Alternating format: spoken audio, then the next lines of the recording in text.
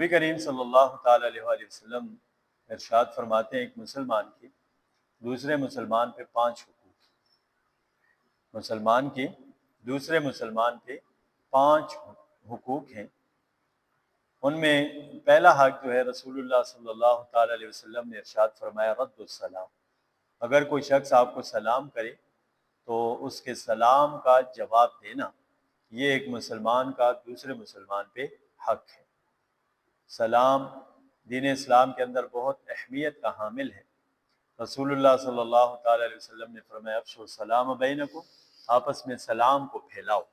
جہاں تک ممکن ہو، جس قدر بھی ہو، آپ سلام ہے وہ کیا کریں۔ رسول اللہ صلی اللہ تعالیٰ علیہ وسلم فرماتے ہیں، یہاں تک ارشاد فرمایا کہ الا من عرفت ومن لم تعرف، جسے آپ جانتے ہیں یا نہیں جانتے، بہرحال سلام ہر شخص کو کرنا چاہیے، اور یہ ایک مسلمان کا دوسرے مسلمان پہ حق ہے، سلام کا جواب دینا۔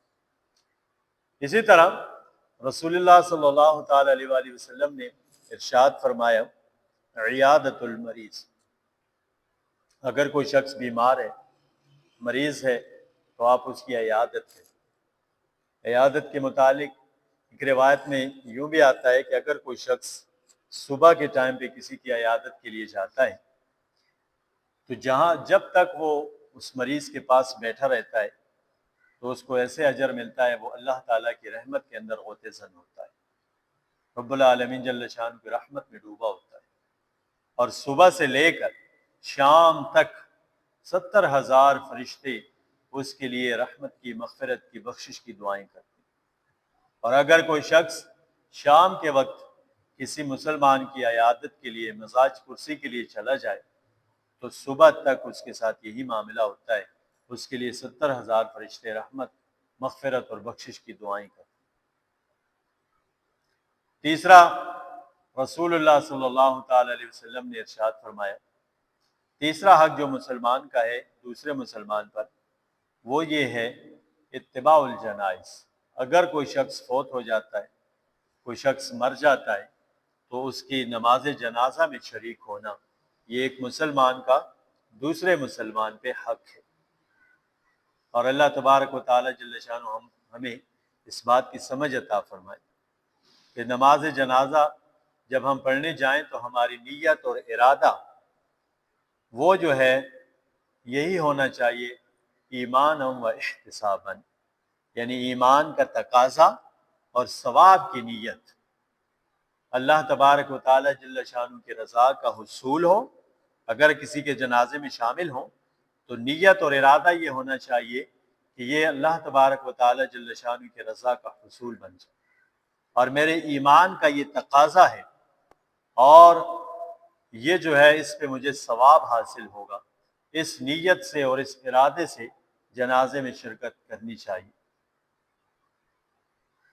چوتھے نمبر پہ رسول اللہ صلی اللہ تعالی علیہ وسلم نے جو حق بیان فرمایا ہے، آپ صلی اللہ علیہ وسلم فرماتے ہیں اجابت الدعوہ، اگر کوئی شخص آپ کو دعوت دے تو آپ نے اس کی دعوت کو قبول کرنا ہے۔ یہاں پہ بھی ایک بات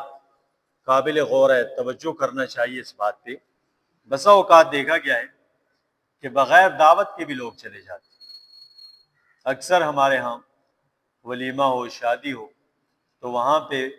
بن بلائے بہت سے لوگ اس میں شامل ہو جاتے ہیں۔ اگر کسی ایک شخص کی دعوت ہو تو گھر کے اکثر افراد اس میں شامل ہو جاتے ہیں، جو نامناسب ہے۔ اس بات پہ خصوصی توجہ کرنی چاہیے۔ اجابت الدعوہ، دعوت کو قبول کرنا تو سنت ہے، حکم رسول ہے صلی اللہ علیہ وآلہ وسلم، لیکن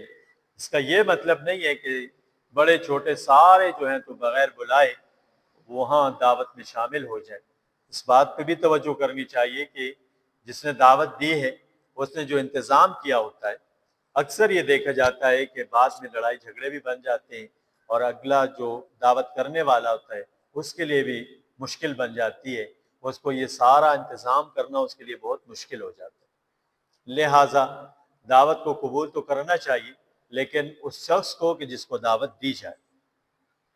یہ دعوت، اجابت دعوت جو ہے، دعوت کو قبول کرنا، یہ ایک مسلمان کا دوسرے مسلمان پہ حق ہے۔ اور پانچواں حق رسول اللہ صلی اللہ تعالی علیہ وسلم نے جو ارشاد فرمایا تشمیت العاطس، اگر کوئی شخص چھینکے تو آپ نے اس کی چھینک کا جواب دینا۔ چھینک کا جواب دینا یہ بھی ایک مسلمان کا دوسرے مسلمان پہ حق ہے۔ رسول اللہ صلی اللہ تعالی علیہ وآلہ وسلم نے ارشاد فرمایا ایک مسلمان کے دوسرے مسلمان پر 6 طرح کے حقوق ہیں۔ ان میں نبی کریم صلی اللہ تعالی علیہ وسلم نے ارشاد فرمایا رد السلام، سلام کا جواب دینا، عیادت المریض، مریض کی عیادت کرنا، مزاج پرسی کرنا، اجابت الدعوہ، دعوت کو قبول کرنا،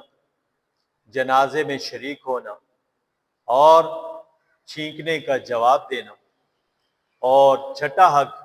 جو دوسری روایت میں ملتا ہے اس میں فرمایا گیا کہ اگر آپ سے کوئی مشورہ طلب کرے تو آپ نے اس کو خیر اور بھلائی کا اچھا اور بہترین مشورہ دینا ہے۔ تو یہ وہ حقوق ہیں جو رسول اللہ صلی اللہ علیہ وسلم نے فرمایا کہ ایک مسلمان کے دوسرے مسلمان پر 6 طرح کے حقوق ہیں۔